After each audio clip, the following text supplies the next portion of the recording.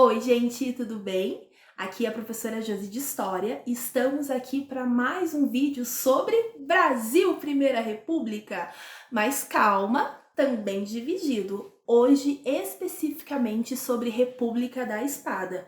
Mas antes disso, fortalece o canal. Deixa seu like, se inscreve e ativa o sininho para receber as notificações. Vocês sabiam que na história do Brasil já teve mais de 40 presidentes? Hoje nós vamos falar só de dois, figuras bem conhecidas. Na sua cidade deve ter rua, avenida ou até mesmo uma praça com o nome deles. Deixa nos comentários pra gente se tem algum lugar perto da sua casa com esse nome. Marechal Deodoro da Fonseca e Marechal Floriano Peixoto. Figuras que vocês conhecem, de um momento que tem vários nomes. Brasil Primeira República, República Velha. Aliás, esse nome foi dado por Vargas, depois da Primeira República, dizendo que tudo que estava atrás dele não prestava. Também conhecemos como República Oligárquica, República Café com Leite, mas lembra que tem um vídeo aqui no canal que faz as diferenças para vocês. Esse momento chama República da Espada porque vai ser governado por dois militares. E é importante ressaltar mudanças drásticas que aconteceram no Brasil durante esse período. Até o momento, nós temos 7 constituições que aconteceram ao longo de toda a nossa história. E nesse momento da história era a segunda, porque a primeira foi lá em 1824 com Dom Pedro I. E vocês conhecem ela bem. Já já vou retomar umas ideias principais dela. A nossa segunda Constituição, ela tem 6 pontos que você precisa saber para o Enem vestibular. Não esquece, anota! Primeiro ponto super importante. O Brasil é presidencialista, quer dizer que monarquia já era, sem ideia de monarquia. Ou seja, um presidente eleito a cada 4 anos e ele não pode ser reeleito. A reeleição é super atual. Segundo ponto, a nossa Constituição divide o poder em 3 esferas, super conhecidas: legislativo, executivo e judiciário. Ué, professora, não é sempre 3 esferas? Não, lembra que na Constituição de 1824 eram 4 com poder moderador. Lembram disso? É bem importante. O terceiro ponto é que o Brasil era federalista. Já ouviram falar, mas não sabe o que é, né? Pois é, significa que os estados têm autonomia. Bem que nessa época não funcionava assim, porque a região sudeste, que nós já vimos na República Oligárquica, São Paulo e Minas Gerais principalmente, governavam o Brasil da forma que desejavam. Mas a ideia do federalismo parte do princípio que a pessoa tem autonomia dentro dos seus estados. Um exemplo, se o governador quiser fazer um empréstimo de um outro país, ele não precisa da autorização do presidente. Quarto ponto, o voto. A votação não era tão bacana. Apenas homens acima de 21 anos e alfabetizados podiam votar. Isso quer dizer que mais de 90%, para ser mais exata, 95% da população não votava nesse momento. E ela ainda deixava claro: mendigos e pessoas analfabetas não votam. Nem vou entrar no mérito da mulher, né? Porque eu já falei homens. Não existe realmente uma lei que proibisse a mulher de votar. Mas olha, difícil, hein? A mulher ela vai ganhar direito ao voto em 1934. Ainda sobre a votação, nós temos um outro problema. O voto era aberto e falado, então não tem segredo. E isso facilitava aquilo que a gente já conhece, as fraudes eleitorais. Até nesse momento, o voto era chamado de voto de cabresto, porque o coronel, aquela figura lá da fazenda que manda de forma política, porque ele tem poder econômico e principalmente poder militar no sentido de estar armado, tá? Não que ele fizesse parte da vida militar, ordena que as pessoas que estão à sua volta vote em quem ele deseja.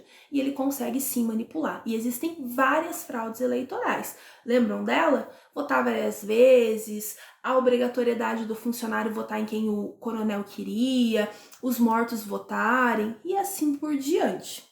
Ainda sobre a Constituição, vamos para o próximo tópico que ele é importante. Quinto tópico: o Brasil deixa de ser padroado. Não sei o que é, professora. Que palavra é essa? Acabou de inventar, né? Não, gente. Significa que a Igreja Católica não está mandando mais com o governo. O Brasil é um país laico, respeito à liberdade religiosa. Isso é bem importante, até porque várias religiões puderam ter sua liberdade para fazer os seus devidos cultos. Na prática não é muito assim, mas deveria ser a ideia. Mais para frente a gente vai ver que a igreja vai voltar a ter realmente ali uma certa autonomia em relação ao governo, mas vai demorar um pouquinho. E o último, mas não menos importante, uma nacionalização. Sim, todo imigrante que chegava no Brasil, ele era dado como brasileiro. Se o cara não pegasse os documentos e visse que estava errado ou fosse reclamar, ficava por isso mesmo. Por isso, durante a Primeira República, a quantidade de brasileiros duplicou de uma hora para outra. Ainda dentro do governo de Marechal Floriano Peixoto, nós temos um problema relacionado à economia. E quem vai tentar resolver isso é uma figura conhecidíssima, que é Rui Barbosa, ministro da Fazenda nesse momento. O Rui Barbosa acreditava que o Brasil precisava se industrializar e que também deixar a economia só no café não era uma boa, porque vai que o café entrasse em crise. E vai entrar, viu? E não vai ser poucas vezes. Mas as ideias dele não foram tão bacanas assim.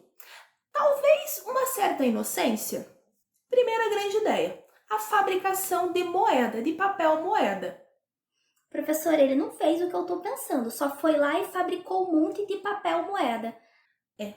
Exatamente isso. E nós precisamos lembrar que o dinheiro ele está em cima da riqueza que o país tem. Atualmente em dólar, naquela época em ouro.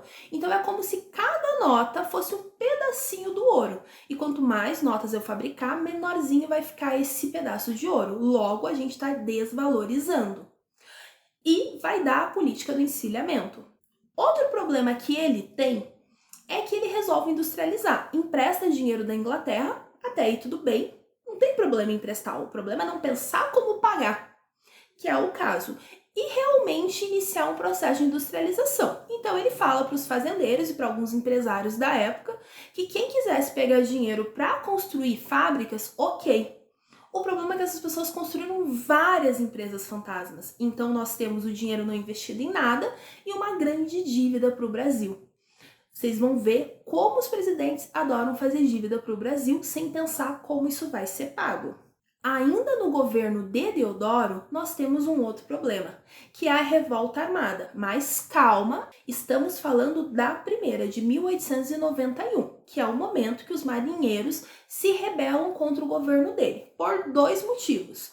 Eles estavam insatisfeitos com a condição de trabalho que tinham, a grande maioria eram ex-escravos, então você já deve imaginar como eles eram tratados. Isso mesmo, como escravos, apanhavam, não recebiam, e eles buscavam um equiparamento salarial, ou seja, que eles e os militares ganhassem o mesmo salário. Eu sei que vocês acham que militares, marinheiros, são tudo igualzinho, mas não é bem assim, principalmente nessa época.